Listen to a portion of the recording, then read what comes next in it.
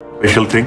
Our remaining matches. একেই বলে চান কপাল। শেষ মুহূর্তে চেন্নাইয়ের মালিকের অনুমতিতে আইপিএল খেলতে গেলে তামিম ইকবাল।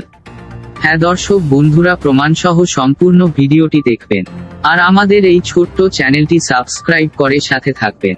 মুস্তাফিজ আইপিএল আসরে তুমুল ঝড় তুলে খেলে যাচ্ছিলেন, তবে ভাগ্য খারাপ হলে যা হয়, মুস্তাফিজকে ফিরে আসতে হবে দেশে। আবার এদিকে তো মুস্তাফিজের সাথে জাদেজার তুমুল ঝগড়া হয়ে গেলেন। মাঠে তেমন একটি কথা না বললেও ড্রেসিং রুমে মুস্তাফিজের সাথে হাতাহাতি হয় জাদেজার। মুস্তাফিজ এই ব্যাপারটি নিতে পারেনি, তো দেশে ফিরবেন মুস্তাফিজ রহমান। একই মে দেশে ফিরবেন মুস্তাফিজুর রহমান। মোট 6টি ম্যাচে খেলে উইকেট শিকার করেন 11টি। এদিকে ধোনি কথা বললেন তামিম ইকবালের সাথে। চেন্নাই মালিক ও ধোনি সহ কথা বললেন টিম ম্যানেজমেন্টের সাথে। 5ই মে চেন্নাই হয়ে খেলতে দেখা যাবে তামিম ইকবালকে।